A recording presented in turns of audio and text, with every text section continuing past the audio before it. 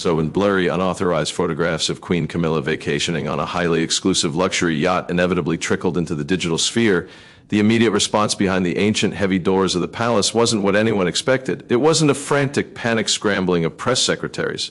It wasn't a chaotic screaming meltdown in the communications office, and it wasn't a desperate rush to draft a defensive public statement. It was infinitely quieter than that, and if you truly understand how the British monarchy operates, it was infinitely more dangerous.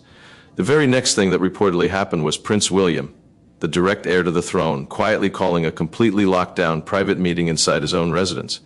He reportedly walked into that room not with a list of PR talking points, but carrying a thick, meticulously organized folder packed with financial records, international port entry logs, and corporate registry documents. He was essentially launching what multiple terrified palace insiders are now describing as a real-time, hostile internal audit of his own stepmother's activities.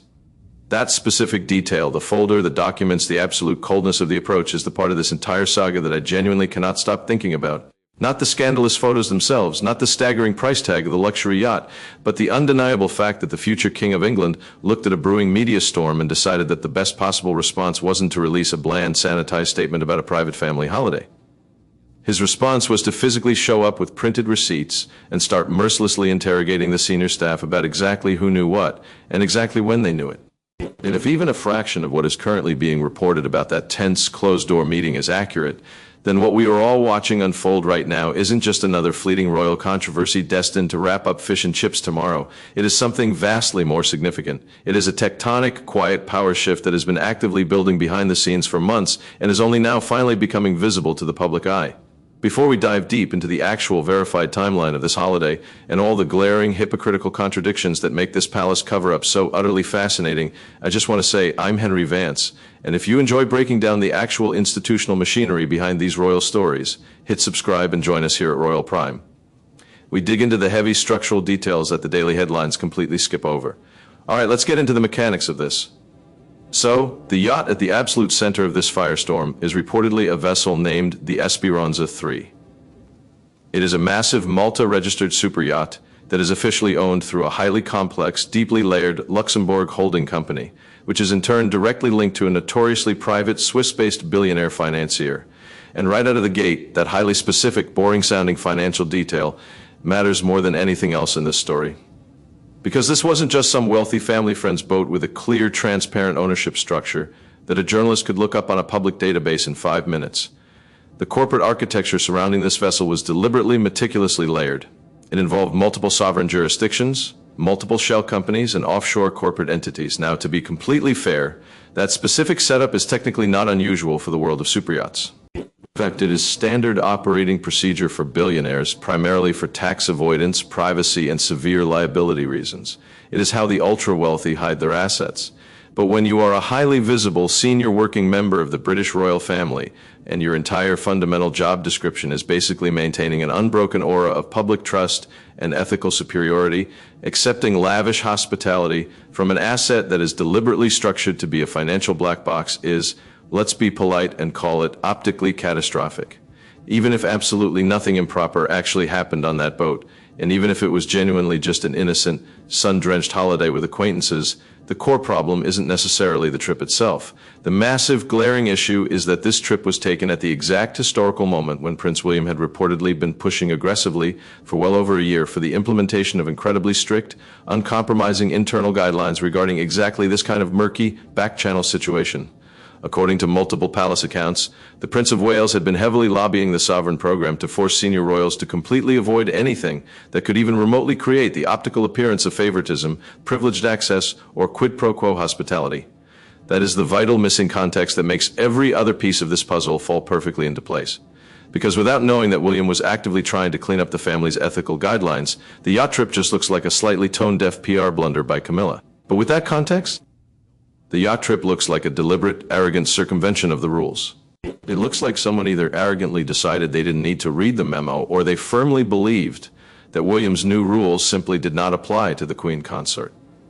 Now, I need you to really look at the timeline of events here, because this is where the entire narrative gets incredibly weird and highly suspicious. The trip allegedly took place in the early weeks of July 2026. At almost the exact same time that Camilla was supposedly lounging on a heavily guarded superyacht off the pristine coast of the French Riviera, Prince William and Catherine were actively slogging through the kind of gritty, unglamorous bread-and-butter royal engagements that actually keep the institution looking grounded and relevant to the British taxpayer. They were visiting a struggling children's hospice in the industrial heart of Birmingham. They were shaking hands with disabled veterans in the freezing rain near Edinburgh. Their schedule was the absolute polar opposite of a Mediterranean luxury cruise, and according to the leaked reports, Prince William actually learned about Camilla's highly secretive holiday long before any of the blurry paparazzi photos ever made it to the desks of the tabloid editors. Someone with intimate inside knowledge of the royal travel manifest allegedly contacted Kensington Palace directly, entirely bypassing the normal chain of command, because they believed the situation was serious enough that the future king absolutely needed to know about it before it hit the morning papers. If that specific detail is true, it changes the entire psychological nature of this story, because it means the yacht scandal was never actually exposed by a traditional press leak or a lucky photographer. It was actively flagged internally by a whistleblower inside the royal circle, and that fundamentally alters what happened next. It means that when William called that meeting, he wasn't just having a knee-jerk defensive reaction to public embarrassment. He was aggressively reacting to highly sensitive information that reached him privately, presumably from an aide who thought the situation was deeply problematic enough to risk their own career by going over the heads of the king's own communications team. This is also exactly where the maritime ship registry documents come back into the story. And I know that sounds like incredibly dry, boring administrative paperwork, but stay with me here, because understanding the paper trail is the absolute key to understanding how Camilla's entire wall of privacy unraveled in real time. According to the leaked accounts, independent investigative journalists were initially able to piece together the yacht's exact identity and geographical location by cross-referencing a completely routine, mandatory maritime registry record with a single, seemingly innocent social media photograph that had been briefly uploaded by a crew member and then frantically deleted just hours later. That is it. That is the tiny digital thread that supposedly started pulling the entire royal sweater apart. A dry, legal maritime document and one hastily scrubbed Instagram photo. Which, honestly, if you are a reigning queen going to take a secret, highly controversial holiday that you absolutely do not want scrutinized by the British public, maybe you shouldn't take it on a massive vessel that is legally required to actively broadcast its location to a publicly searchable database 24 hours a day. But that lack of technological foresight is almost entirely beside the point. The real point is that once the journalists successfully identified the yacht, the floodgates opened. They could easily work backward. They could immediately check international port entry logs. They could identify the other wealthy passengers on board. They could start asking highly uncomfortable, legally perilous questions about who exactly owned the holding companies attached to the vessel, and whether any of those shadowy financial connections intersected with official royal charities, state contracts, or royal patronage organizations. And according to the reports, that is exactly what the investigative press did. When you actually sit down and look at what the palace said versus what the palace did, the glaring contradictions start piling up so fast that it becomes impossible to ignore them. When cornered, Camilla's representatives in the press office reportedly described the Mediterranean trip as a strictly private matter that simply did not require any sort of public explanation or official commentary. And in one very narrow sense, that is a perfectly reasonable defense. Senior working royals are human beings. They do take private holidays. That is not a crime, and it is not unusual. But the massive, glaring problem with that defense is that this particular holiday allegedly never appeared in the royal family's officially published transparency records. And strict internal palace governance policies reportedly mandate that certain high-value gifts, luxury hospitality, and financial benefits absolutely must be formally declared to avoid the appearance of bribery or undue influence. So here is the inescapable logical trap. If the trip was genuinely just a normal, innocent, completely above-board private holiday, why wouldn't the palace simply declare it on the register like they do with 1,000 other mundane gifts? And if it wasn't declared, was that because some senior courtier arrogantly decided it didn't strictly meet the criteria? Or was it because formally declaring the trip and putting the name of that specific Swiss financier on a public government document would have immediately raised exactly the kinds of massive, uncomfortable questions that eventually got raised anyway? That is the absolute contradiction that I simply cannot get past. Either the ethical disclosure rules apply to every single member of the family, including the queen consort, or they don't apply to anyone at all. And if they don't apply to the people at the very top, then what is the point of pretending to have an ethical framework in the first place? Then the story gets exponentially worse, because then comes the revelation of the earlier trip. This is the exact moment where the narrative stops looking like a simple, one-time administrative oversight and violently shifts into looking like a deeply entrenched, systemic pattern of entitled behavior. Explosive reports suddenly claimed that Camilla had actually vacationed on this very same luxury yacht on a previous occasion, possibly as early as the summer of 2023, and that initial trip was also never officially declared on the transparency register. It was reportedly discussed in hushed, nervous tones privately within senior palace circles at the time, but absolutely no formal public disclosure was ever made. It was swept firmly under the rug. So now we are no longer talking about one isolated lapse in judgment. We are talking about what strongly appears to be a repeated, calculated pattern of accepting staggering levels of luxury hospitality from the exact same individual, on the exact same opaque vessel, without it ever once appearing in the financial transparency records that are designed to maintain the public's trust in the monarchy. If that specific detail is accurate, then Prince William's sheer, unadulterated frustration becomes infinitely easier to understand.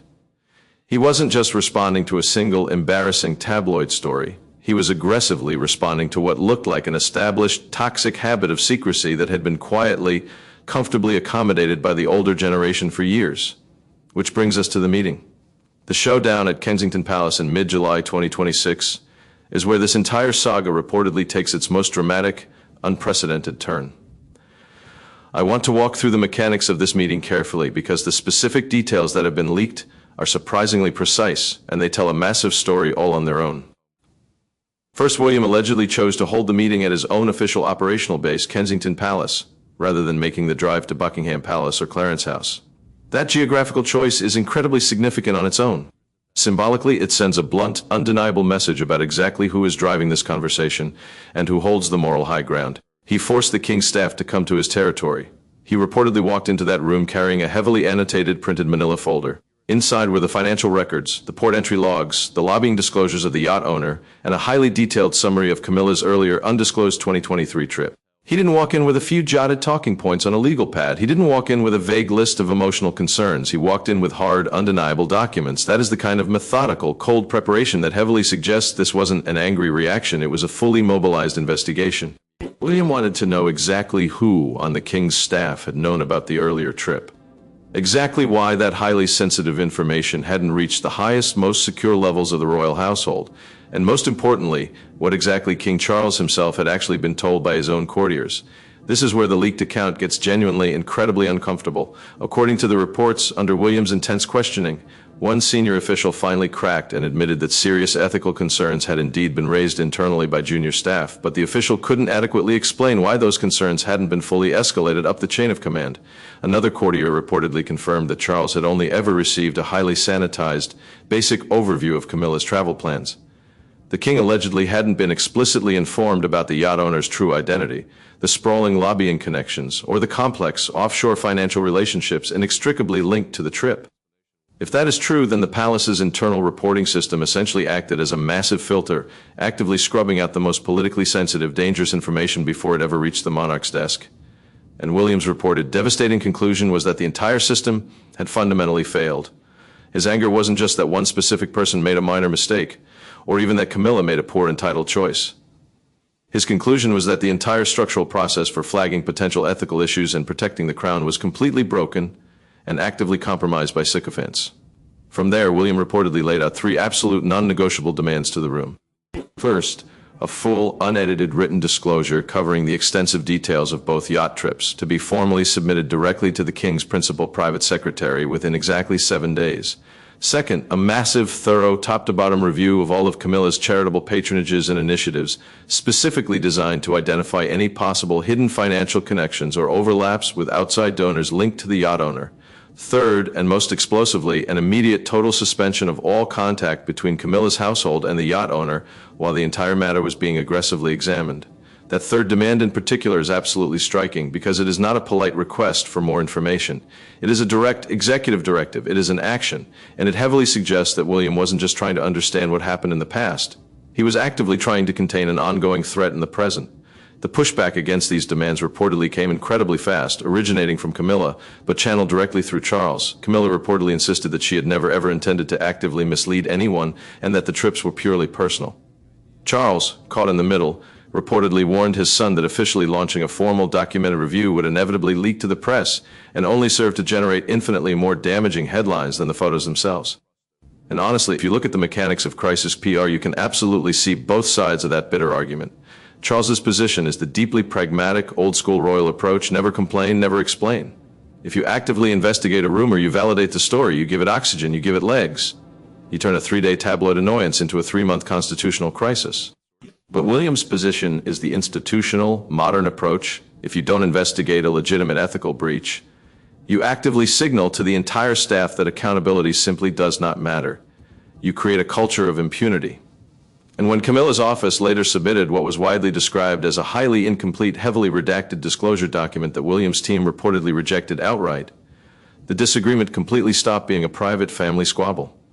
It became a massive, open structural clash between the heavily staffed offices of the future king and the reigning queen consort. That is not nothing. That is a fundamental institutional rift. Now, we have to talk about the actual yacht owner and the sprawling web of connections that have been reported by the investigative press, because this is where the story gets exponentially more complicated and legally dangerous than just a simple sunny holiday. The vessel was reportedly owned through a highly complex overseas corporate structure, which was deliberately designed to make it incredibly difficult to identify who was ultimately legally funding the trip. However, investigative journalists discovered that one of the primary corporate directors intimately connected to the holding company had been previously explicitly mentioned in a highly critical UK parliamentary report. That specific government report was actively examining deep concerns about foreign influence, dark money, and high-end property-related matters within London. Now, to be absolutely 100% clear, the parliamentary report did not legally accuse that specific individual of any criminal act. There has been absolutely no legal finding of wrongdoing. But the very same holding company was also said to have deep, ongoing financial links with several high-profile royal charities and prominent British heritage projects. So, what you essentially have is a highly volatile situation where the exact same wealthy individual appears in multiple overlapping spheres of influence, making political donations, cultivating charitable connections directly to the monarchy, and simultaneously extending lavish, undisclosed private hospitality to a senior royal. Even if every single one of those individual actions was completely legal and entirely above board, the massive overlap creates an inescapable appearance problem. And in an ancient institution that relies entirely, 100% on the fragile concept of public trust to justify its existence and its taxpayer funding, severe appearance problems are real, existential problems. Think about it like the highly regulated world of corporate compliance and insider trading. I want to explain why this analogy is absolutely perfect for understanding exactly what went wrong here. In the corporate world, there are incredibly strict compliance laws regarding hospitality. If you are the CEO of a publicly traded company and you decide to accept a free ride on a private jet from a massive vendor who is actively bidding for a contract with your company, you are immediately fired. It doesn't matter if you didn't talk about business on the flight. It doesn't matter if you thought they were just being friendly. The entire system is built on the absolute necessity of avoiding even the illusion of a conflict of interest. If a CEO fails to declare that flight, the SEC launches a massive investigation, shareholders panic, and the board of directors cleans house. The parallel to this royal yacht situation is completely direct. If you are a senior working royal and you eagerly accept hundreds of thousands of dollars worth of free hospitality from an individual whose vast business connections heavily overlap with your own state charities, without ever bothering to check whether that hospitality needs to be formally declared under your own institution's transparency rules, you have essentially committed the ultimate compliance failure. You might get lucky and keep it out of the papers for a few years, or you might eventually end up with a massive, highly public audit and a terrifyingly angry future king sitting across the table from you with a folder full of receipts. The institutional fallout from that meeting, according to the widespread reports, has been incredibly gradual but completely undeniably noticeable to anyone paying attention. Camilla's official public calendar has reportedly become noticeably lighter in the months following the clash. Several high-profile solo engagements that were previously earmarked for her were quietly, efficiently reassigned to other working royals. Her private office reportedly underwent a sudden efficiency restructuring, emerging with a significantly smaller, more tightly controlled team. And most damning of all, reports claimed that her unrestricted access to certain highly sensitive, senior palace strategy briefings became significantly more limited. At the exact same time, Catherine, the Princess of Wales, has reportedly taken on a rapidly growing, highly visible number of important state engagements, including some charitable initiatives that were originally, historically linked directly to Camilla's portfolio. There was also a highly scrutinized family weekend at Highgrove, Charles's beloved country estate, attended by Charles, William, and Catherine, where Camilla was reportedly glaringly absent. Naturally, absolutely no official public significance was attached to her absence by the press office. But royal commentators and historians certainly noticed the optical void. At around the exact same time, King Charles attended a massive, highly publicized film premiere in London completely without Camilla, even though she had been widely expected and formally scheduled to join him on the red carpet. The official sanitized palace explanation was a minor scheduling conflict, which, to be fair, could be entirely true. But when you start aggressively stacking all of these highly specific data points together, the much lighter calendar, the suddenly restructured office, the noticeably missed appearances, the heavily limited briefings, they rapidly start to form a pattern of institutional isolation that is incredibly hard to ignore. What is particularly fascinating about this entire saga is exactly how Prince William has reportedly chosen to handle all of this. He hasn't done it through explosive public confrontation. He hasn't done it through sitting down for a tell-all television interview. He hasn't done it through malicious, petty leaks to friendly journalists. He has done it entirely through bureaucratic process, through paper trails, physical documents, strict deadlines, and formal, unyielding reviews. It is a vastly, fundamentally different approach from how massive palace scandals have historically been managed in the past.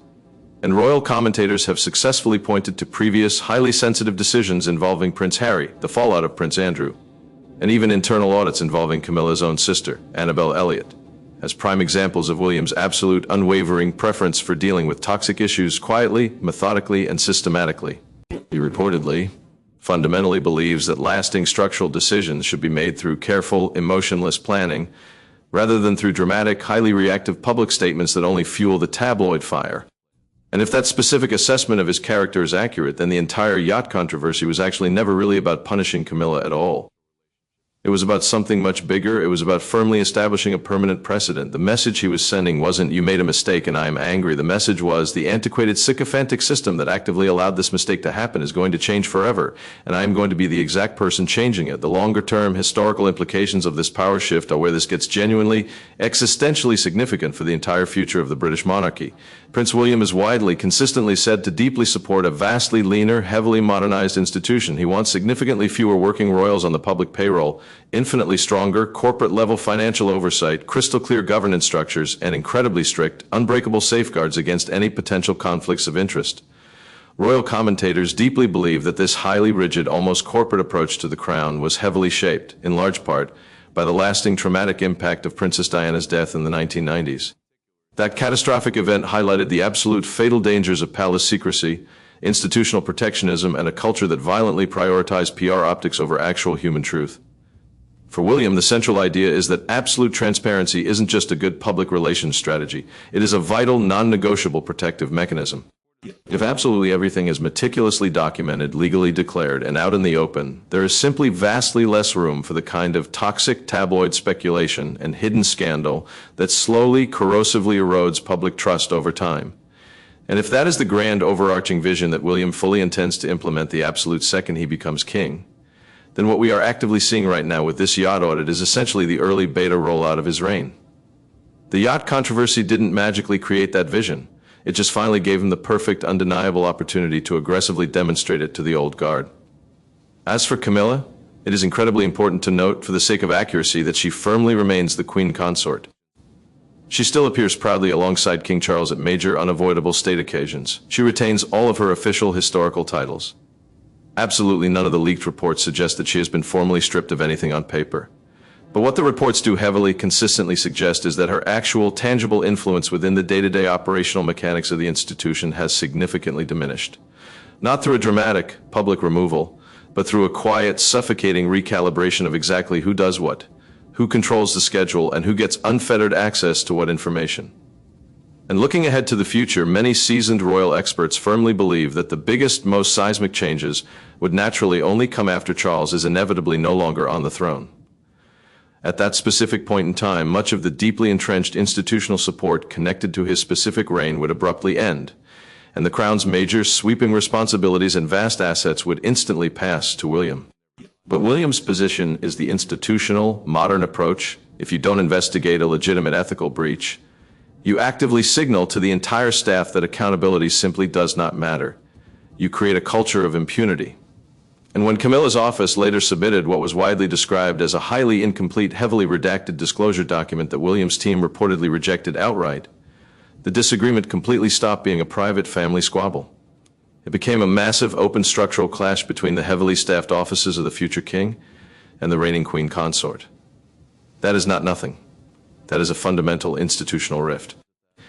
Now, we have to talk about the actual yacht owner and the sprawling web of connections that have been reported by the investigative press, because this is where the story gets exponentially more complicated and legally dangerous than just a simple sunny holiday. The vessel was reportedly owned through a highly complex overseas corporate structure, which was deliberately designed to make it incredibly difficult to identify who was ultimately legally funding the trip.